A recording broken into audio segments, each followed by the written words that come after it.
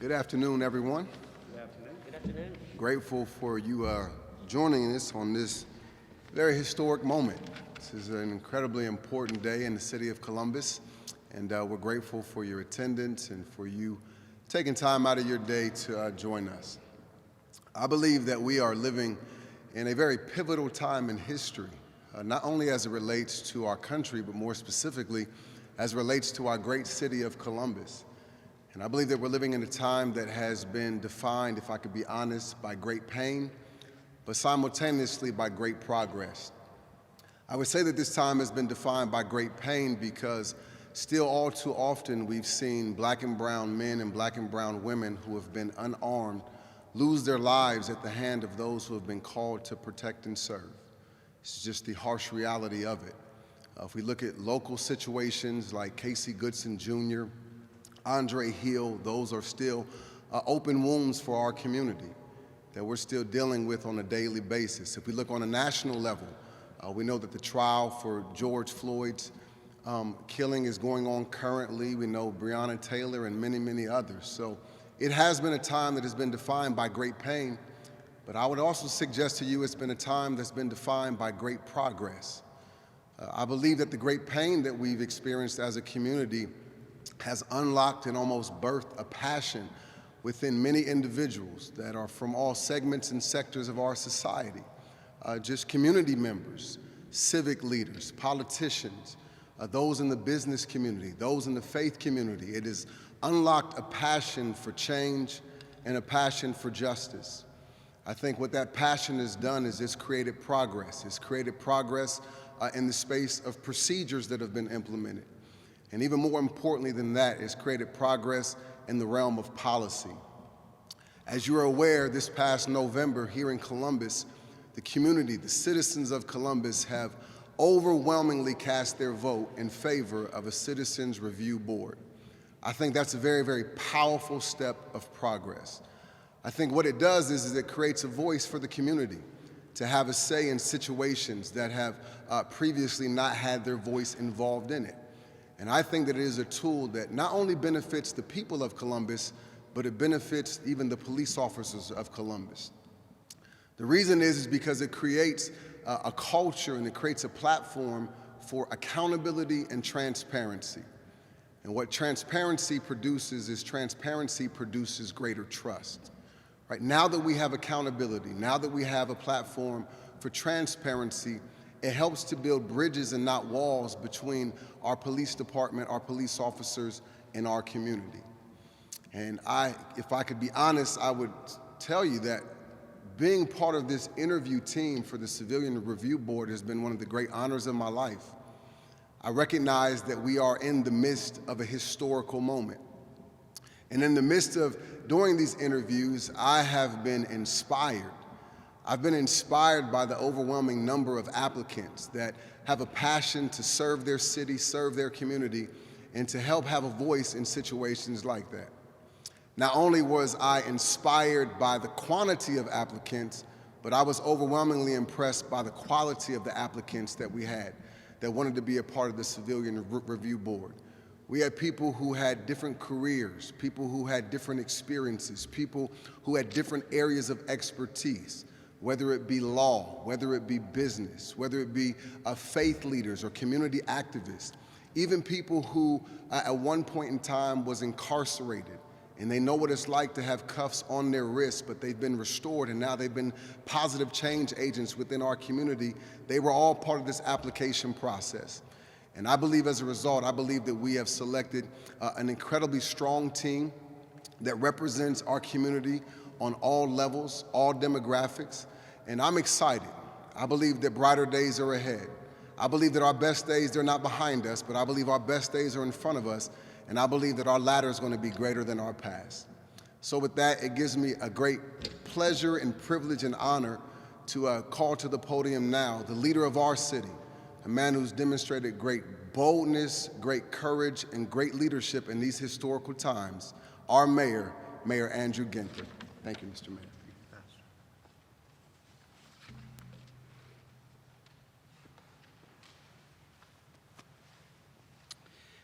Thank you so much, Pastor Young, and Janet Jackson, who continues to serve our community in such significant ways, continuing to help move our community forward, to Kevin Dulaney, the manager of Scioto Southland, who's hosting us here.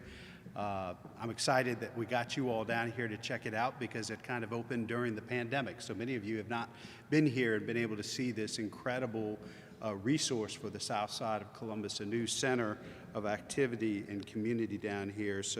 But I want to thank Kevin and his team for hosting us.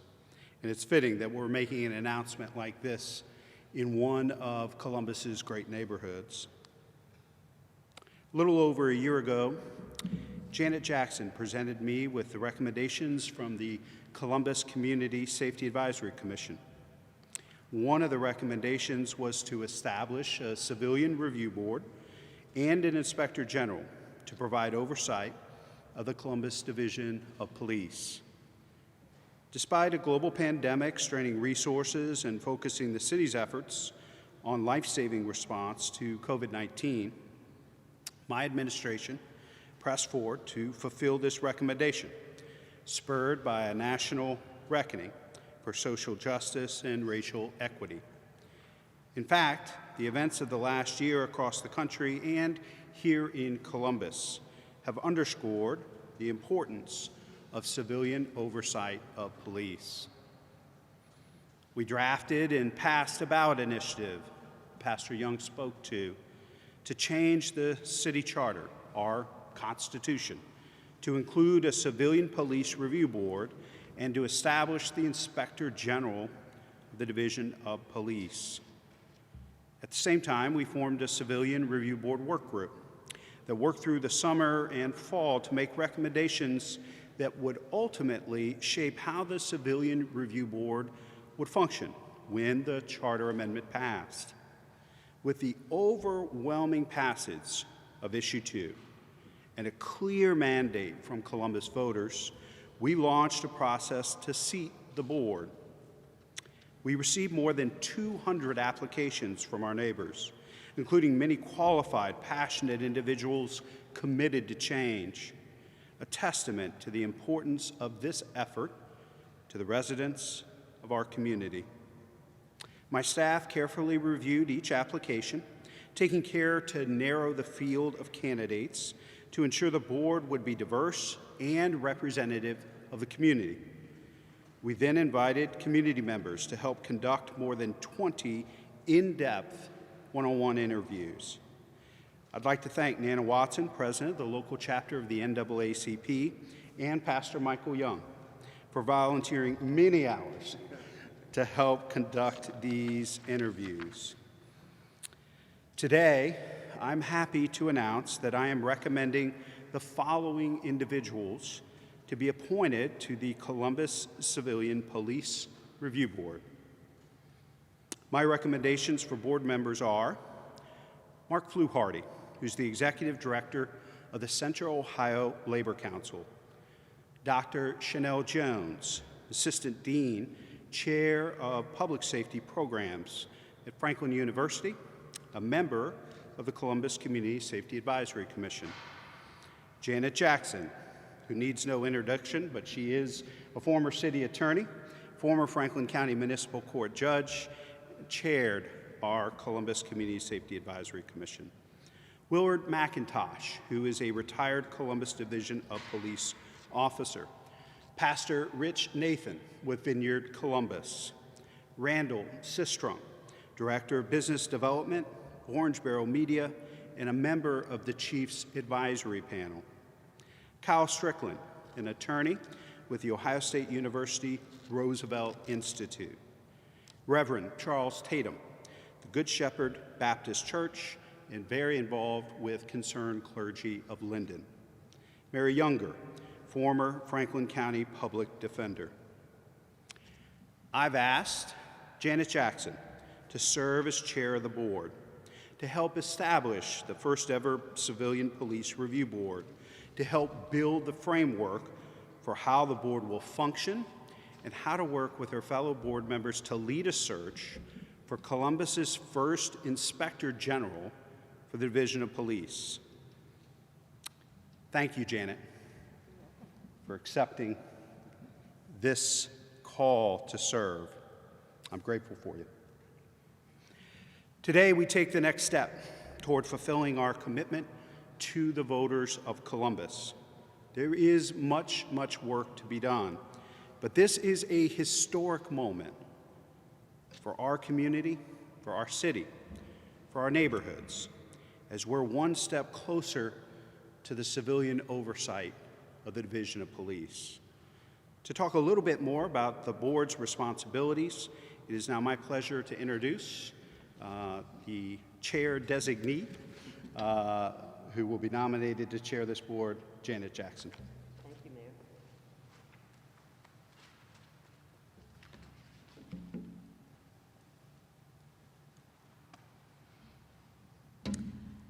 Thank you, Mayor Ginther.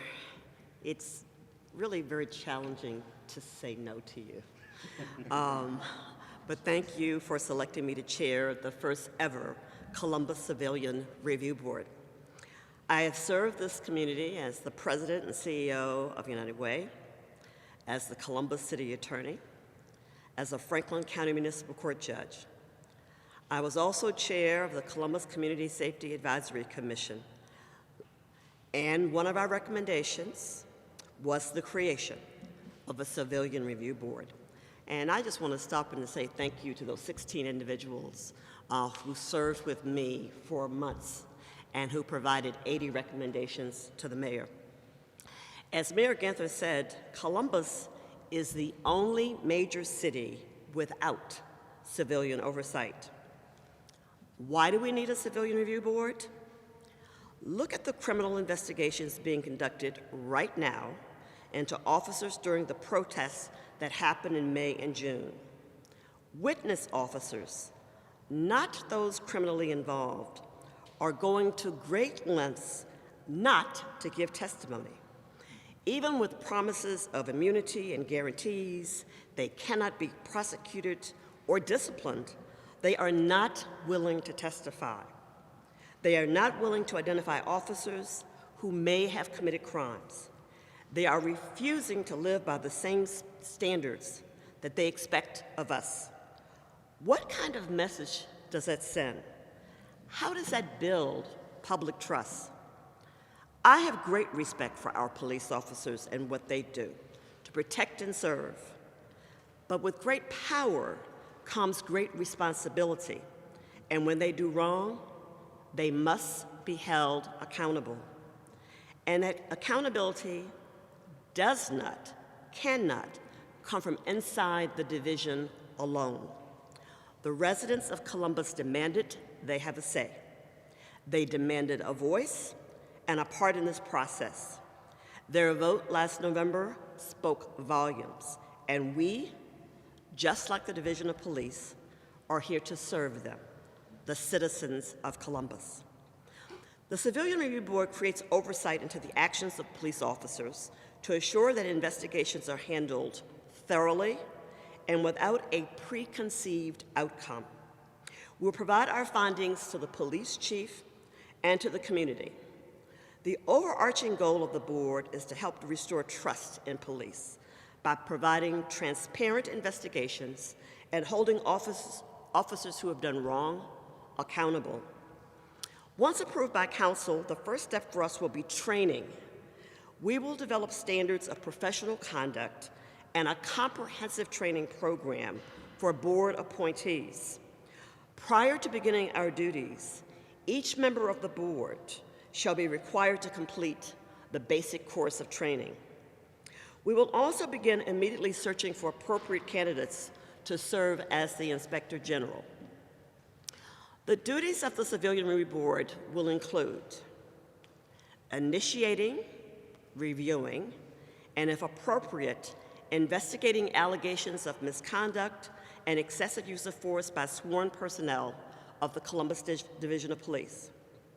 Conducting reviews of investigations conducted by the Columbus Division of Police Internal Affairs Bureau for fairness and accuracy.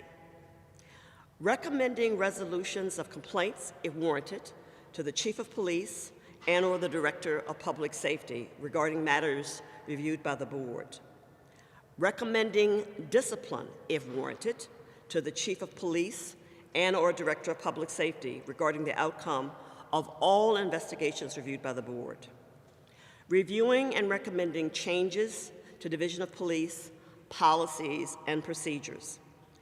The seating of the Civilian Review Board is a great step towards transparency and accountability in policing in our beloved city. But it is only one step, and there is much work to be done. So to my fellow nominated board members who are not here with us today, and I hope you have a chance to see this, I hope you're ready, because it's time to roll up your sleeves. We've got a lot of work to do. It's time to get started. Thank you, Mayor.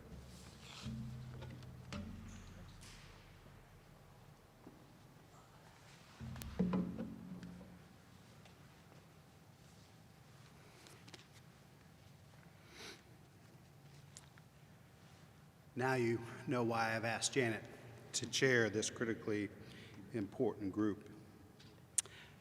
I want to reiterate what Janet said. The purpose of this board is to help restore trust between the community and the police. For too long, the police have operated without any independent oversight. In November, the people of this community, the voters, spoke and said that was unacceptable. Today, we advance a diverse, qualified, and impassioned group of community leaders to seat the first ever Civilian Police Review Board. I look forward to Columbus City Council taking swift action to approve these appointments so the board may begin its work in earnest.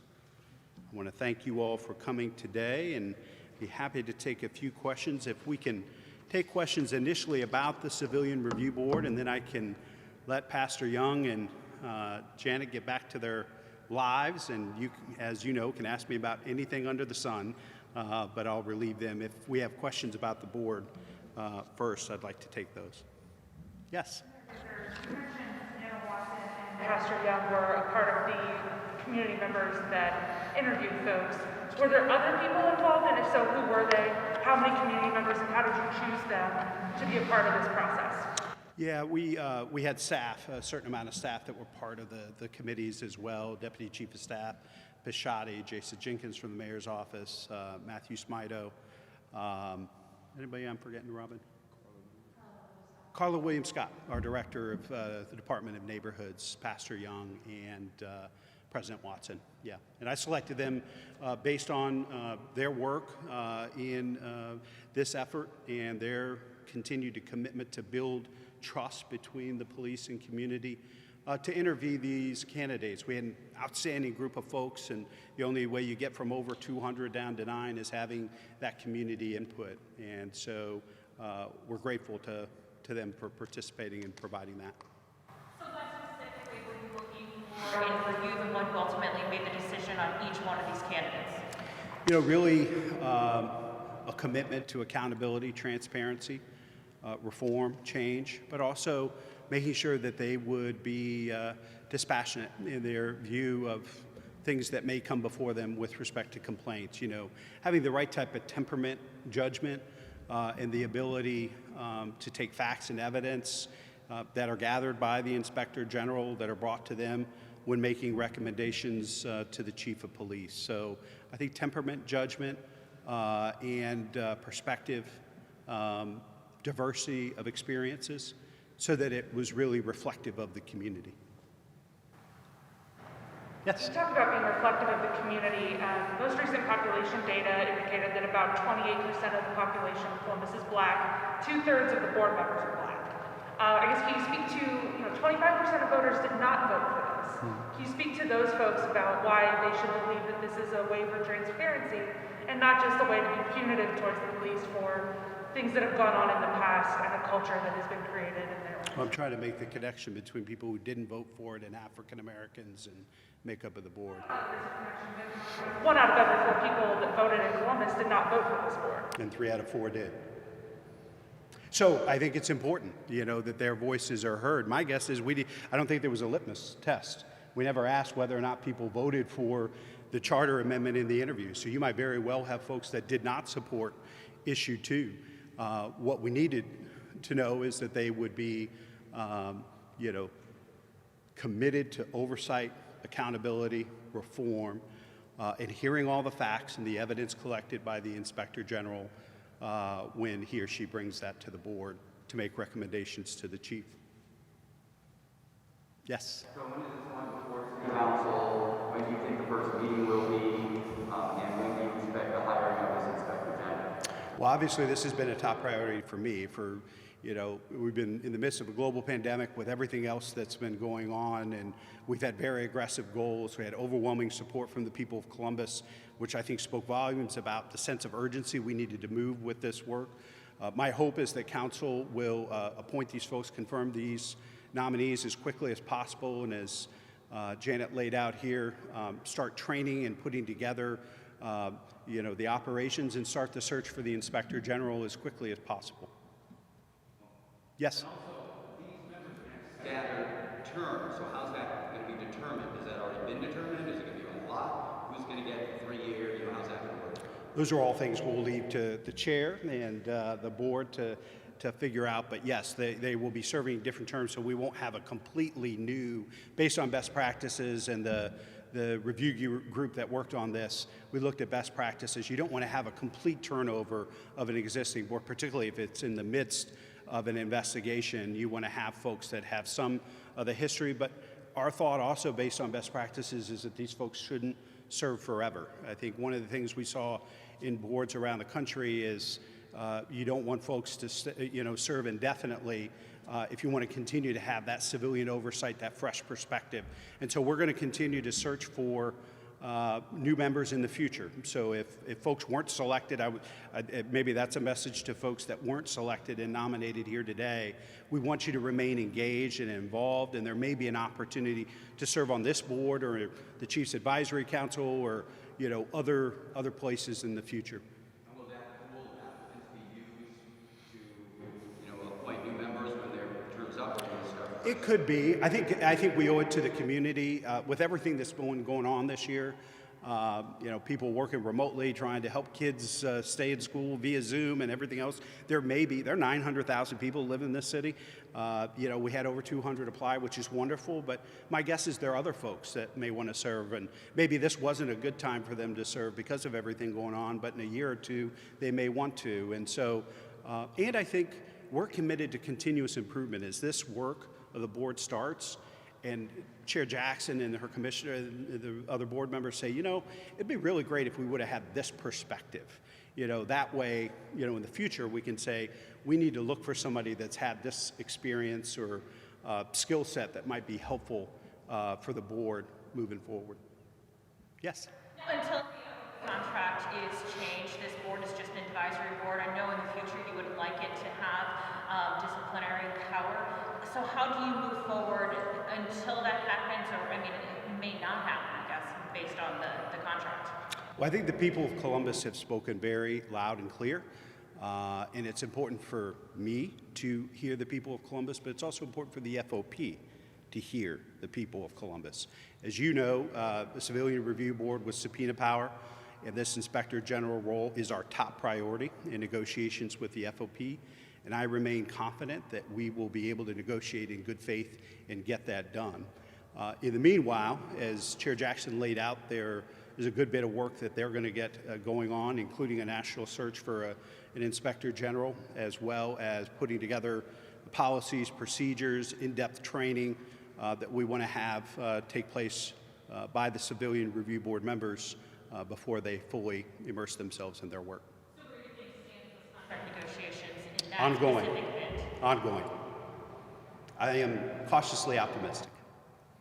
Can you talk a little bit about the Inspector General role and what that person is going to be expected to do, what their job responsibilities would be? It sounds like the review board will be doing a lot of the investigative work. So what is their role? Not necessarily. I think, based on the best practices we looked at around the country, and I'll let Chair Jackson speak to this if she'd like, it was important to have an Inspector General and a team of professional investigators that will be doing the investigations. They will turn over the evidence and findings to the Civilian Review Board for recommendations on discipline to be made to the chief. So that's the difference between the Inspector General and his or her team of investigators and the Civilian Review Board members. Anything? Absolutely correct. So the board will be involved in the hiring process of that Inspector General, and Yes. then that Inspector General will be able to hire investigators. That's correct. Okay. That's correct. Yeah. Yes?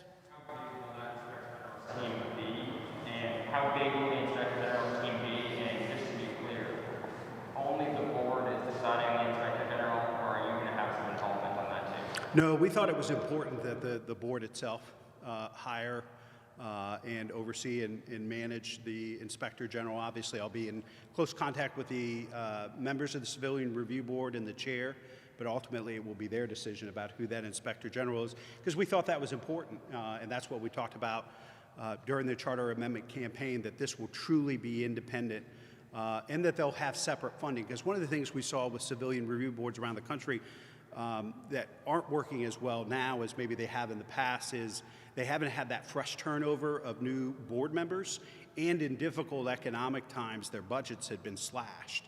And so we want to make sure that we learn from that and make sure that we make this Civilian Review Board as successful as possible at providing that accountability, oversight, and transparency that the public expects. Yes? I want to switch gears at this point. Can you make me out okay? I'm sorry? Can you make me out okay? Yeah. Do you want to talk about something other than the Civilian Review Board? Hold on one sec. We'll do all those, and then I'll let Pastor and the chair get back to their lives. Yes? You just brought up the cost. Are we still looking at about $1 million a year for the cost of the Civilian Review Board and the Inspector General's office? I think that's what our initial plan is based on what we looked at around the country. Obviously, that may change over time as the staff grows, depending on the number of investigations and other things associated with it. And can you tell me of the 208 applicants, how many got interviews? I believe it was over 20. Do we know the exact number? I think it was 22 of the 208 were interviewed. Will the counter be reset? Will this board be looking at the past practices of Columbus Police? No. Where does it start? No. Currently, if there haven't been investigations lost, as you know, last year I signed an executive order asking BCI and the Attorney General's office to conduct independent investigations of any death in custody or excessive use of force complaint in the city moving forward, and obviously they are doing that in an active way. But this group won't be looking backward. They'll be looking at complaints and issues that come up from now into the future, and obviously the ability to have the real impact on discipline and helping to change the culture of the Division of Police and the oversight and accountability and transparency comes on with that subpoena power, the Inspector General, that Inspector General's team and group of investigators, and the recommendations we'll be making to a new chief. I don't know. You both have had a few. Go ahead, Steve. Maybe, Ms. Jackson, this is a better question for you. Obviously, the board won't be able to take every single case that arises. How will you select the cases that are going to be reviewed? That's a premature question until we meet and establish our own policies and procedures. So it's just premature. We will have to come to those decisions. Steve. I was asking, you see a lot of people on here are, they're here for their professions. A lot of times why were there not any community activists, neighborhood groups, block watch members appointed to this committee? Well, some of these nominees might take offense to the fact that you're not referring to them as a community activist or neighborhood or community leaders, because many of the folks have worn several different hats throughout their careers and even more recently. So I guess I would disagree with the premise of the question. I do think that this is very representative of our community as far as perspectives, backgrounds, skill sets, professions. And one of the things that Pastor Young and President Watson and staff were really looking for were folks that understand how significant, the historical significance of this Civilian Review Board. We've been talking about a Civilian Review Board in this city for decades, and we are here. And we have this incredible group of our neighbors who have raised their hands and agreed to help us do this critically important work. And I'm grateful to them for answering the community's call. Any other questions about the Civilian Review Board? Pastor, Chair, thank you. You're welcome to stay if you'd like, but my guess is you. Thank you. Nick. Yeah, so this is sort of in reference to something that Mr. actually brought up, but I wonder if you could reflect a little bit on the specific case. There is this investigation with Columbus officers not agreeing to share evidence with regard to what happened over the summer. How does that intersect with this effort to try to restore trust with the community? It seems that having the police not be willing to do exactly what they expect of citizens has got to set that effort back. Can you reflect on that? You know, I think most people in Columbus believe that all of our neighbors, if they have information that can help authorities hold people accountable, they ought to participate. Whether that neighbor works in refuse, accounting, finance, or is a police officer. And so I think our community's expectations are that our officers should hold up the same standard they're asking the community to hold with respect to sharing information. And I think the oath to protect and serve the public trumps any loyalty to a colleague, whether that person's in the Division of Police, in the mayor's office, in the private sector, or institution of higher education. I believe that's the community's expectations, and that's what I believe ought to be done. This whole thing playing out, because I mean, when you look at the existing contract, it does seem pretty open and shut. Like these officers can simply refuse to participate, and they do not have to. They cannot face, charges of insubordination. Well, we have a special prosecutor who has decades of experience, who reads things differently, as well as a retired FBI agent as well. So I wouldn't agree with the presumption and the premise of your question that it's settled. Certainly there are folks with differences of opinion, but I think an experienced prosecutor and a retired FBI agent know a little bit about investigations and who should comply with those. Yes, Steve. Can you update us on the search for the police chief? How many applicants? I know the process is still 2 weeks away. I don't have one yet, but we are working away. I'm talking to, I think I've shared with you before that we're talking with mayors, law enforcement professionals across the country, talking to folks about what we're looking for. I believe that the posting closes on the 23rd. Is that right, Robin? April 23rd? So there are going to be folks, probably with many of these searches, wait until the very end to apply to make sure that it's something that they and their families may be interested in pursuing. Had another conversation today with a prospective candidate. And so we're going to continue to talk to folks. This is one of my top priorities as mayor. We know that the role of the police chief in any of America's cities is one of the most important and high profile and significant. And so I'm spending a lot of time and energy talking to prospective candidates and leaders around the country who know folks who might be interested in coming to a community that wants a change in culture, that's had experience in leading transformational change, and that knows how to get things done. Mm-hmm. How many potential candidates have you spoken with and or met with in person? I wouldn't have an exact number. I'd say somewhere between 10 and 20 thus far, and we'll continue to talk with more folks as I talk to mayors and chiefs and law enforcement professionals from around the country.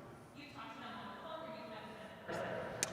I think I've only met one in person, many of them virtually or by telephone. Yes? When you talk about this search, you said the posting closes on April 23rd. Interim Chief Woods retires in April. Are you anticipating having somebody named within 7 days, or what is the plan after that? Yeah, I think we're already exploring a contract with Chief Woods once his retirement becomes effective to continue to lead the division in an interim short-term basis. So is there a date you hope to have a new chief in place? Like Yesterday, but it's a top priority, and so I'm not going to share a date certain with you all at this point until we see how many folks apply, what level of engagement we're going to need to have from April 23rd until a selection's made. I think it's going to be important. Probably it will make sense for it to be virtually, just to be safe, to have some sort of community engagement and forum with finalists. So it's just so the community can get a feel for them, they can get a feel for the community. I'm not going to rush this by a few days or a few weeks when we all understand the significance of this leader and the role they play in moving this community forward. Yes? Plan on having some sort of, I think last time you had a forum with Perry Tarrant and with then Chief Quinlan. You do plan on having something of that sort? Yeah, I think it'll be virtual, but I don't know how many finalists will be part of that. Certainly more than one, but it could be more than 2 or 3. It'll all determine on who applies and who we think would be a good fit for the community to engage with in that way. And my guess it'll be virtually sometime in April or May.